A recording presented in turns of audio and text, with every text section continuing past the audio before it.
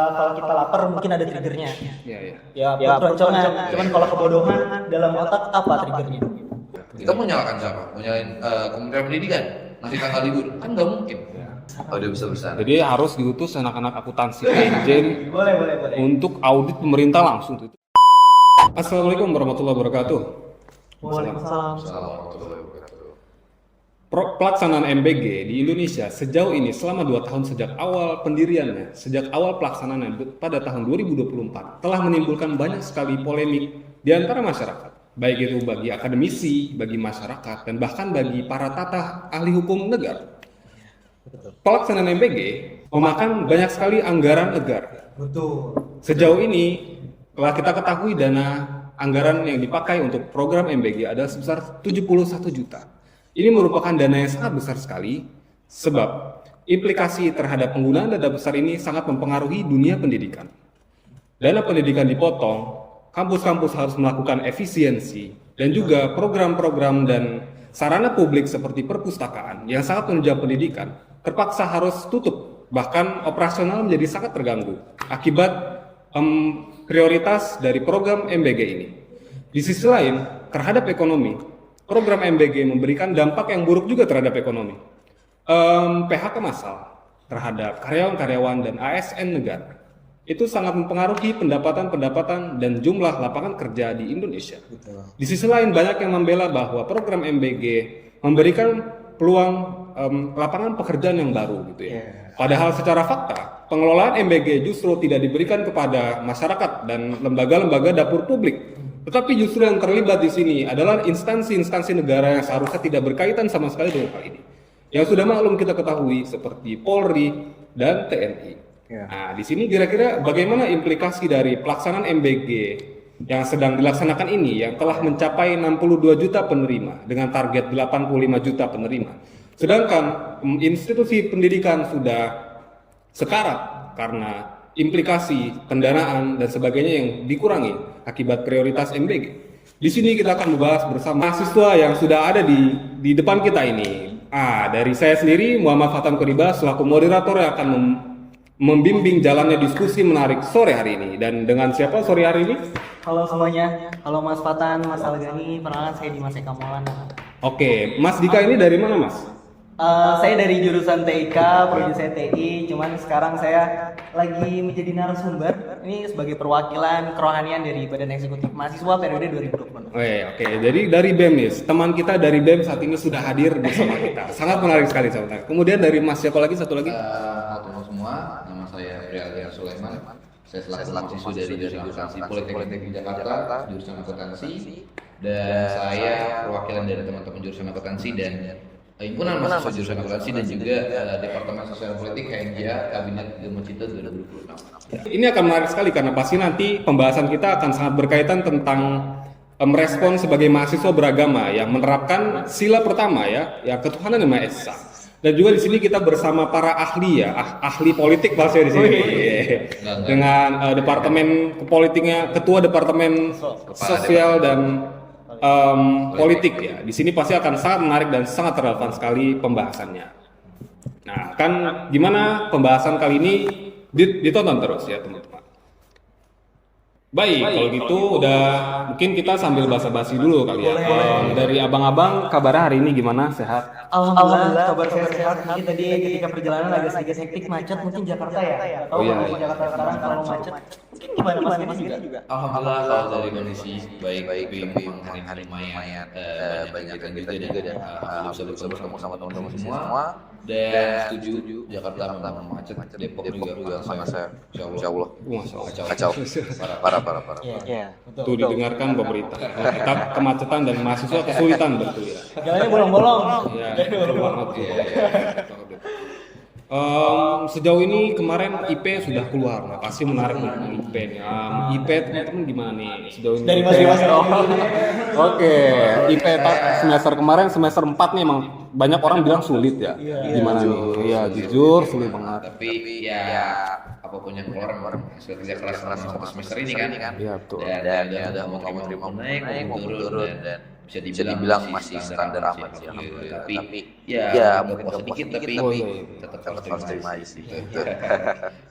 Oke, udah. Oke, gue ya berarti ya. Ini Terima Mas kasih Boleh Mas nih. Algi. Mungkin gue ya sama ya kurang lebihnya sama yang Mas Algi bilang, cuman gue ber-POV bahwasanya semester 4 ya udah kita laluin bersama. Gue tuh selalu berfilsafat lah kalau ibaratkan kan apapun yang gue lakuin nggak perlu gue lihat ke belakang, kita lihat ke depan. Apapun IPK-nya mulai menurun, yang pastinya itu udah menjadi standar. Mungkin Allah udah kasih gue seperti ini, nilainya seperti ini, dan memang kayaknya jalannya seperti ini. Ya udah jadi kayak udah legowo gitu. Kalau orang Jawa tuh ya udah legowo. Ya betul banget. Betul. Kita harus legowo ya karena berarti semua orang mengakui semester ini semester susah ya. Jadi kita harus lebih legowo dan fokus ke masa depan gitu ya. Fokus next semester aja. Iya. Jadi kita balas di Kita balas. Oke, sekarang ini menarik banget. Sekarang kita masuk ke pertanyaan awal ya. Nah, pertanyaan awal nih masih lumayan umum sebenarnya. Nah, mungkin lebih ke mulai dari pertanyaan ya. Nah, pertanyaannya ini. Kenapa problematika soal pangan ya, soal makan bergizi ini jauh lebih menarik dibanding problematika pendidikan di Indonesia yang berkualitas? Kira-kira apa implikasi dari kita lebih mementingkan perut dibanding otak? Dari siapa yang mau start sih? Dari Abang Gani dulu boleh? Dari sini. Iya, boleh. Oke, berarti sebenarnya ini masih pertanyaan umum ya. Mantap. Sebenarnya kompleks kalau kita membahas MBG itu dari filosofis dari mahasiswa, karena memang kita kan tidak merasakan sendiri ya MBG itu seperti apa. Ya. Cuman memang dari sepak terjangnya MBG ini sebenarnya halal, makanannya halal. Kita tidak ada unsur haramnya kan. Kalau dalam perspektif agama yang haram itu makanan ya pasti ada bab 1, ada bulu sebagainya, hamar, jawi. Cuman pastinya yang jadi kritisi kita sekarang yaitu adalah sebuah belakangnya nih, alurnya nih gimana nih birokrasinya. MBG ini benar atau belum sih? Itu tuh yang jadi sebuah sebenarnya filosofis adanya ini kan, kegiatan ini kan. Tapi dari hal itu sebenarnya kita juga harus pahami juga haluan dari sisi MBG, karena memang MBG itu memang birokrasi masih jujur aja ya, masih perlu diperbaiki. Pun kemarin juga sebenarnya udah ada berita bahwasannya pemerintah lagi berusaha membenarkan.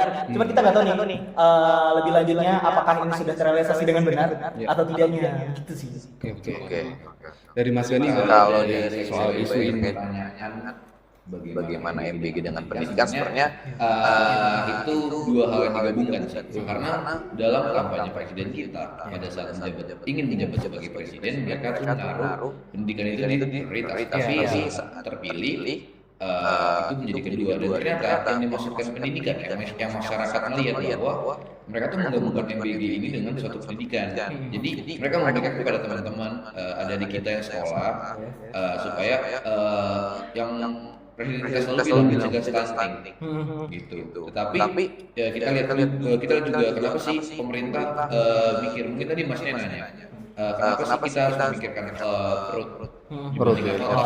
Tapi sebenarnya itu dua hal yang berkaitan dan juga sangat sensitif gitu kalau dibahas di masyarakat ya. Karena baik lagi dasarnya kemiskinan struktural di Indonesia itu sangat kompleks masalahnya. Dan juga teman-teman adik-adik kita di daerah-daerah di luar, kan di pusat kota ya, di luar Jakarta, daerah 3T dan lain-lain, ya masih memikirkan bagaimana sih kita bisa makan sehari-hari dibandingkan dengan pendidikan. Bukan untuk kemungkinan bahwa pendidikan itu sangat penting, gitu. Tapi yang kita bisa melihat bahwa masih ada seperti itu, dan pemerintah membantunya dengan MBG ini. Gitu. Tapi ya mungkin benar kata Mas Dimas, birokrasi itu seperti apa? Gitu. Apakah ini bertimpangan antara pendidikan dan juga mencegah stunting ini atau bagaimana? Seperti itu. Tambahan sedikit dong. Boleh. Sebenarnya tadi berkaitan dengan sandang pangan papan nih. Sandang pangan papan itu kan menjadi kebutuhan naluri umat manusia ya. Kita pun siapapun itu pasti perlu yang namanya sandang makan ya. Pastinya lah, walaupun ada dari salah satu itu yang tertinggal, ya pasti ada kebutuhan naluri yang tertinggal juga. Tidak seimbang lah kalau ibaratkan manusia tuh, berat sebelah. Cuman ini sebenarnya menjadi sebuah kasus, kenapa? Karena kalau kita lapar mungkin ada triggernya. Ya, roncongan. Cuman kalau kebodohan dalam otak apa triggernya? Sulit kan? Cuma memang itu harus kita bahas lebih dalam sih karena kebodohan itu balik lagi nanti outputnya seperti tadi Mas Aljan bilang ke pendidikan lagi kita. Jadi ranahnya muter-muter nih dari makanan outputnya kemana? Lah pendidikan lagi.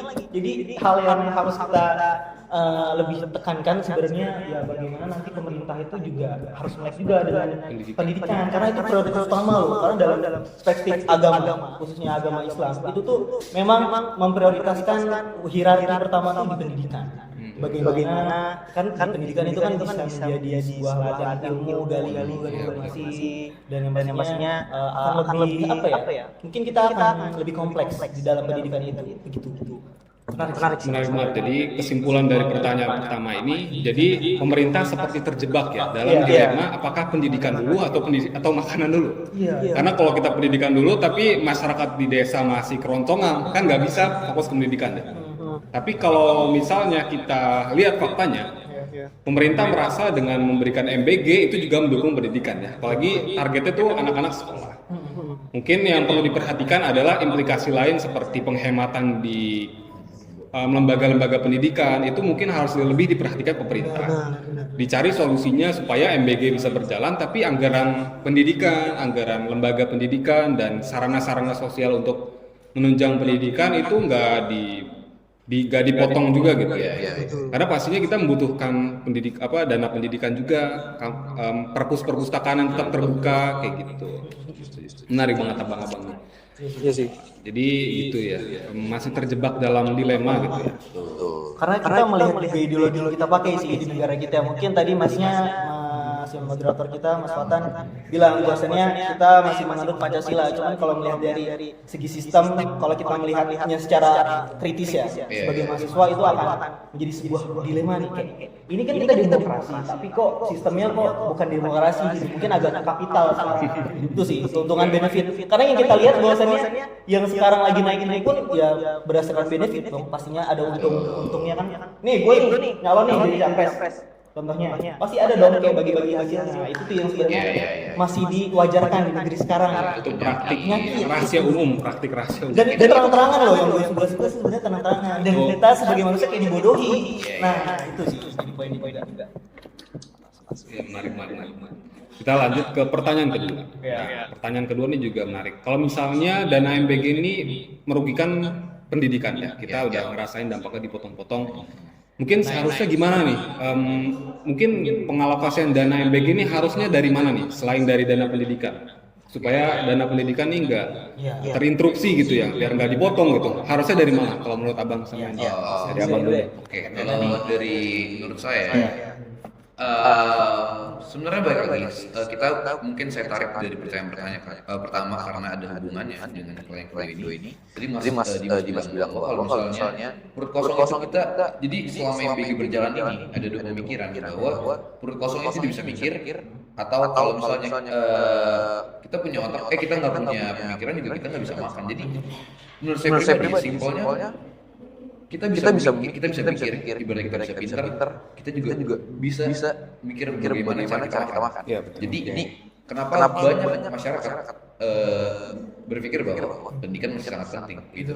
Nah, tadi Mas tanya kenapa harus pendidikan nih yang dipotong? Kenapa harus pendidikan Kalau dari data yang kita baca yang kita tahu, potongan anggaran sebesar 20% dari dana pendidikan atau sebesar 1 triliun. Tapi kalau Mas nanya, kenapa sih nggak dari dana lain? Sebenarnya bisa aja. Gitu. Tapi gimana caranya mereka itu menyiapkan dari awal gitu? Karena yang menurut saya, yang saya lihat dan mungkin teman-teman lihat, MBG ini berjalan secara tiba-tiba, tanpa alur yang jelas, tanpa peraturan yang jelas, tanpa transparansi yang jelas. Kita cuma bahwa kita motong dana pendidikan sebesar segini. Dan juga untuk adik-adik kita, untuk MBG kita, tapi kita nggak melihat nih awalnya di balik dana yang dipotong itu apa yang kena efeknya. Ada dana guru, ada dana pendidikan yang lain, ada teman-teman PIP yang kena pemotongan dan lain-lain.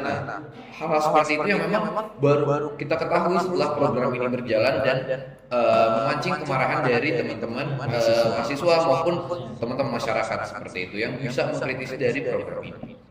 Seperti itu sih kalau Seharusnya jadi harus ada perencanaan sejak awal gitu ya. Apalagi persetujuan dengan masyarakat juga pastinya, karena yang merasakan langsung masyarakat, dan kalaupun ada risiko yang menanggung kita juga jadi ya kan. Seharusnya dari awal gitu. lebih baik memang kalau menurut saya nggak usah dicampur tangan lah anggaran pendidikan di pendidikan dan MBG menurut saya kalau menurut mungkin yang menarik. Ini mungkin akan lebih membahas dari hal filosofis dasar ya, karena itu mungkin lebih tepatnya janji-janji ketika pilpres. Ya, kita kalau misalnya melihat perdebatan dari TV itu kan menjadi apa ya, ladang omongan manis ya biasanya kan, omongan-omongan manis yang biasa dilontarkan di pemilu-pemilu, dan mungkin akan sangat wajar kita bisa melihat ini mungkin akan menjadi pelajaran juga ya bagi kaum masyarakat, dan kita sebagai mahasiswa akan lebih kritis lagi, lebih aware terkait memilih pemimpin. Karena kita nggak tahu nih, malah di pertengahan jalan tadi Mas Gani bilang pendidikan kok malah diperadu-adukan sama Malah kita yang merasakan dampaknya gitu ya. Nah, itu sebenarnya kan menjadi sebuah haluan sistem yang apa ya, menjadi akar. Kita tidak bisa apa ya, kita sebagai mahasiswa, sebagai masyarakat kaum bawah lah ibaratkan, bukan kaum atas, itu tidak punya kepentingan, ibaratnya hanya bisa demo mungkin. Cuman kalau ibaratnya mengotak-atik itu pasti lembaga legislatif, yudikatif, sama satu lagi eksekutif. Nah, itu sebenarnya menarik nih, dari ketiga ini seharusnya ini kan harus berjalan berpisah ya. Iya. Nggak boleh sama-sama. Karena dari peranannya beda. Nggak boleh kong kali kong lah. Kayak contohnya gue BEM, terus ada MPM, ada mungkin himpunan. Ya pastinya kalau gue mengfilosofikan, eksekutif itu sebagai BEM, legislatif itu ini sebagai MPM, dan yudikatif itu polisi, mungkin Polri sebagai TNI. Nah kayak gitu kan. Cuman dari ini berdasarkan biodata juga, mungkin teman-teman juga akan melihat ini, gue habis nonton Ustaz Felix. Dari tiga peran ini di zaman seperti sekarang ini berjalan berdampingan, yang harusnya dipisah. Kenapa kalau berjalan berdampingan?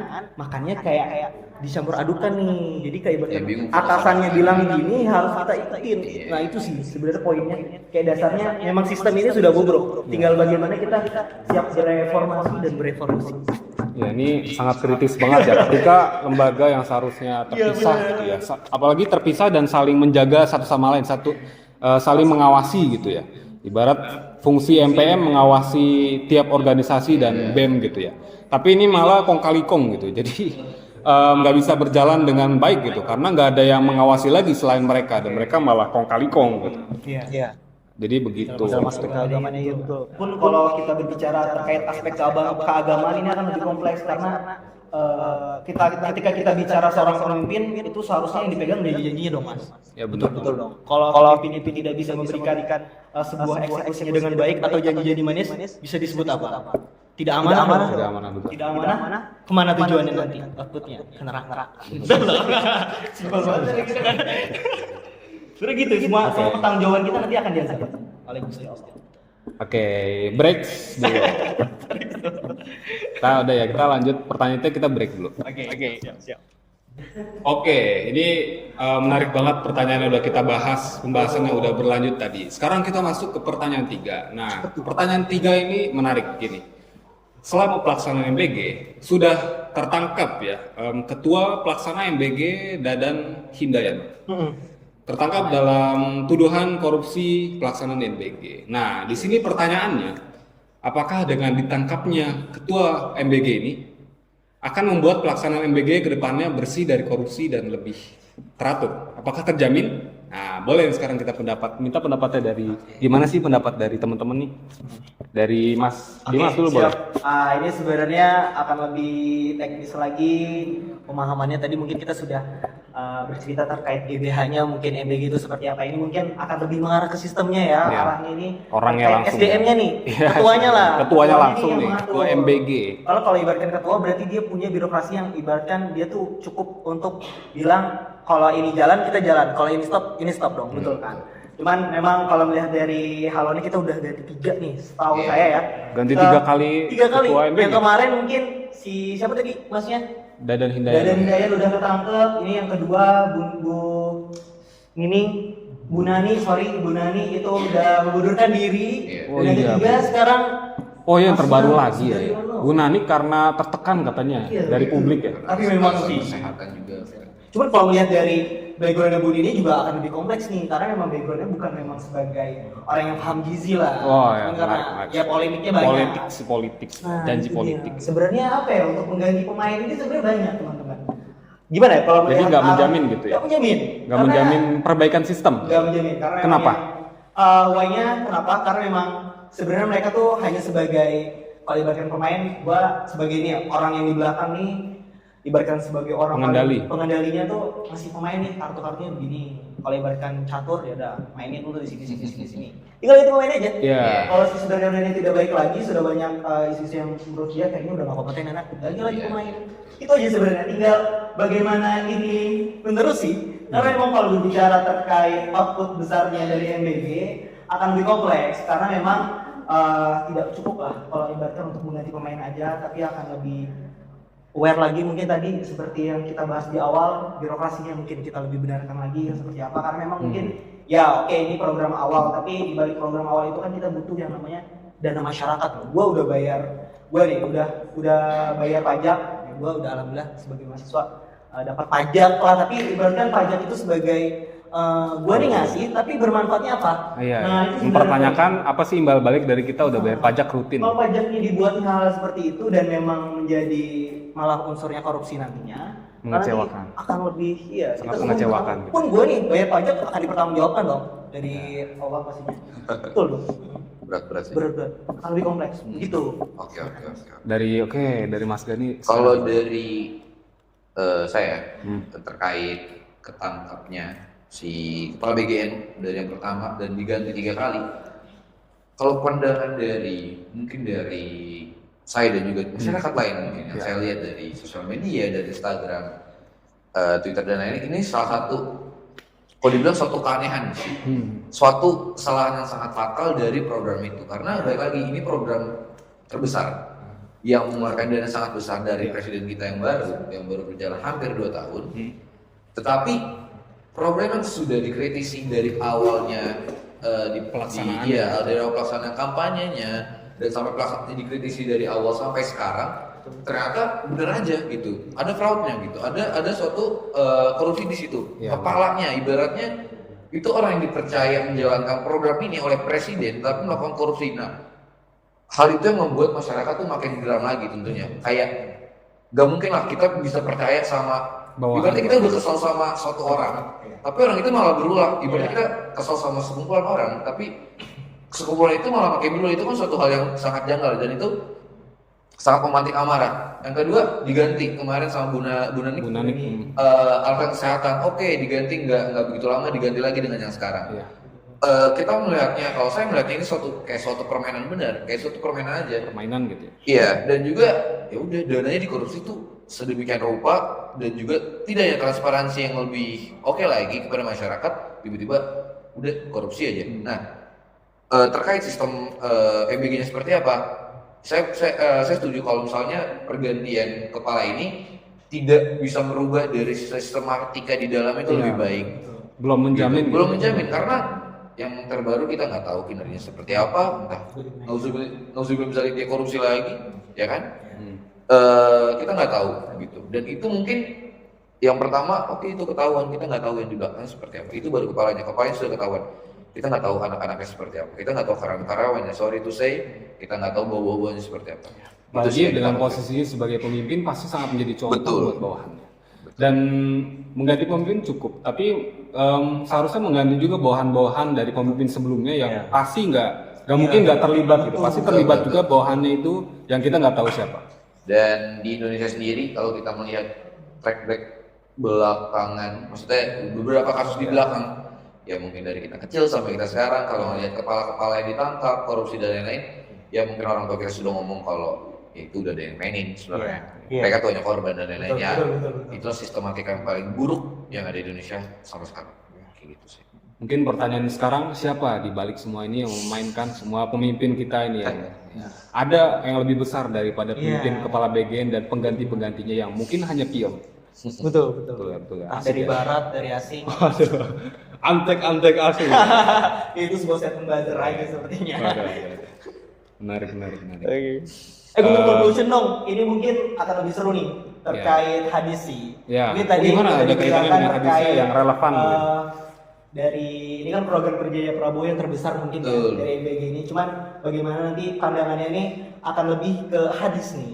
Kita dengar ya. Ini gue sambil buka search di Google, Rasulullah SAW mengingatkan kita tentang betapa bahayanya jika sebuah urusan besar yang mungkin tadi Mas Algani bilang proker yang besar itu tidak dikelola oleh sistem yang kuat. Kita percaya bahwasanya sistem yang kita ambil ya berarti demokrasi ya. Tapi dari tangan-tangan yang sungguh-sungguh amanah nih menjadi poinnya. Tapi dalam sebuah statement di sini hadisnya jika amanah telah disia-siakan, tunggu saja kehancuran itu terjadi. Jika urusan diserahkan bukan kepada ahlinya, bukan kepada yang memang benar-benar kompeten, maka tunggulah kehancurannya. Hadis itu sih yang menjadi poin salah satunya kenapa memang orang-orang yang di negeri kita yang berkuasa sekarang itu bukan orang yang kompeten biasanya, tapi berlandaskan apa ya, keuntungan balas budi. Terus yang kedua mungkin untuk diri sendiri juga. Iya, benar. Untuk keluarga mereka masing-masing. Nah, Iya, kita nggak tahu ya ini ketetapan yang kemarin naiknya Wapres itu kan menjadi sebuah isu kan. Cuman kita akan lebih dalam mungkin membahasnya nanti. Beda pembahasan juga sih. Wapres ini wapres termuda se-Indonesia, ini prestasi luar biasa ini bagi Indonesia. Masa gue jadi pemuda mau jadi Wapres? Bisa aja. Bisa aja kalau bapaknya pun bisa. Bisa aja. Bener banget. Semoga deh gue jadi Wapres gimana. Oke, Kevin itu coba. Oke. Lanjut ke pertanyaan keempat. Ini menarik, ini juga sama menarik ya. Kita melihat bahwa fenomena tentang pelaksanaan MBG ini sangat membawa masalah bagi kita. Salah satu masalah lain adalah para praktisi MBG, yaitu para pemilik dapurnya ini marah karena pelaksanaan dapurnya ini diberhentikan selama siswa libur. Padahal penerima MBG ini sendiri adalah siswa.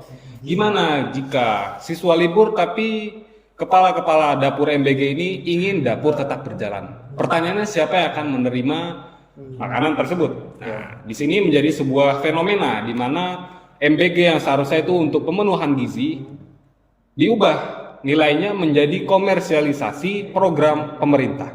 Sehingga di sini kepala dapur ini sangat untung dari situ. Nah, kira-kira gimana sih untuk mengembalikan kembali nilai-nilai pemenuhan gizi daripada mengedepankan komersialisasi? Dari Bang Gani boleh. Oke, kalau dari saya pribadi, sebenarnya ini adalah hal yang harusnya bisa ditanggulangi sama pemerintah. Karena kenapa? Baik lagi. Jadi gini, yang saya lihat ya bahwa pemerintah ini membuka celah untuk pekerjaan yang baru.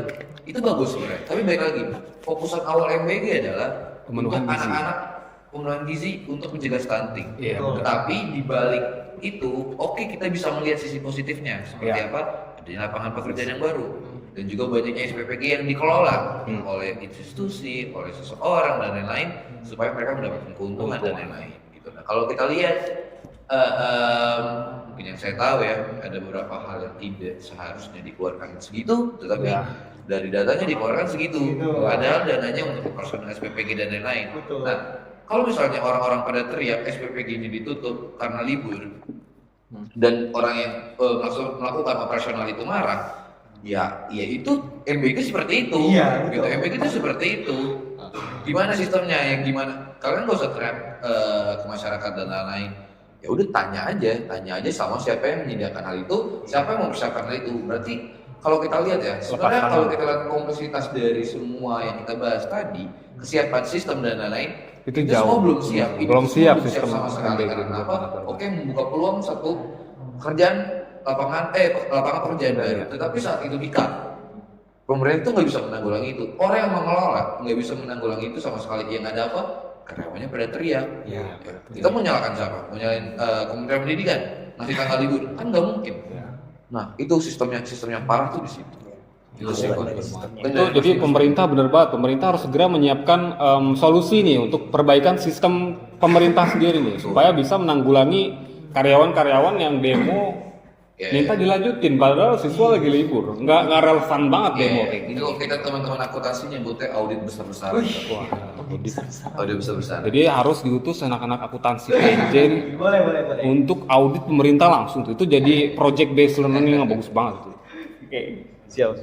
Menarik. Kita masuk ke sesi conclusion dari MBG ini. Kira-kira gimana nih conclusion dari teman-teman mahasiswa kita tentang MBG ini disampaikan dalam waktu singkat? Boleh dari Mas Dimas. Oke, terima kasih. Sebenarnya dari tadi yang kita bahas itu akan menjadi sebuah output yang panjang sebenarnya kalau kita berbicara garis besar mungkin di sesi ini. Cuman dari haluan yang tadi kita bahas, sebenarnya output yang bisa kita sampaikan salah satunya bagaimana MBG ini berjalan dengan benar, birokrasinya dibenarkan, apapun yang menjadi sebuah permasalahan di awal mungkin tadi haluannya memang masih belum siap sistemnya, program kerja yang begitu besar dan memang dari segi SDM-nya terlalu banyak ladang korupsi ya pastinya. Nah itu tuh mungkin akan lebih menjadi awareness lagi sih walaupun memang itu sulit, cuman memang menjadi lebih tepatnya tantangan bagi pemerintah lebih awareness terkait hal itu karena memang kepedulian ini nanti akan putar-putarnya kemana ujung-ujungnya ke pendidikan lagi karena pendidikan ini adalah menjadi prioritas utama khususnya di dalam negeri khususnya di Indonesia sendiri lah.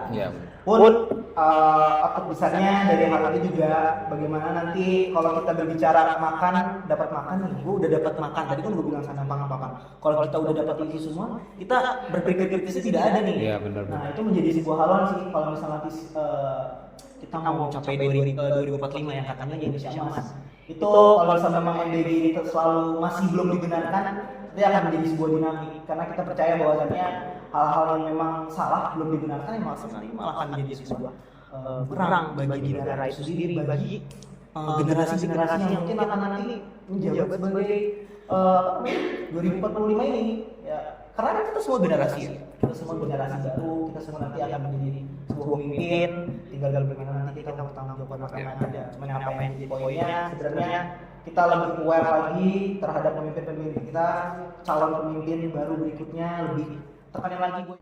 Oke, terkait conclusion, memang sistematis yang kita bahas dari awal terkait MBG ini sudah bobrok, yang sudah kita lihat gitu. Ya kita bicara by fakta aja gitu dengan masyarakat. Jadi pemerintah harus bisa merubah sistemnya dari akar sampai nantinya ke atas itu supaya benar, dari yang fundamental sampai program ini benar-benar berjalan seperti apa yang mereka inginkan, seperti apa yang pengen presiden kita inginkan untuk masyarakatnya, untuk adik-adik kita di sekolah. Untuk itu pemerintah tinggal apa? Cuma satu. Apa? Tinggal buktikan aja kalau program ini berjalan dengan baik. Udah itu aja. Lewat tadi transparansi dan lain-lain, pokoknya tinggal buktikan aja supaya masyarakat itu percaya akan program ini dengan dana sebesar itu. Pemerintah bisa menyiapkan semuanya dan masyarakat percaya akan program itu. Pastinya bisa merasakan dampak baiknya gitu, yang maksimal gitu ya. Betul. Nggak ada outputnya maksimal dari outputnya maksimal, nggak ada korupsi di situ. Betul. Jadi sistemnya juga baik. Betul. Pemerintah harus bisa menjanjikan hal itu ya, perbaikan sistem yang paling utama. Itu jadi konklusi dari kita.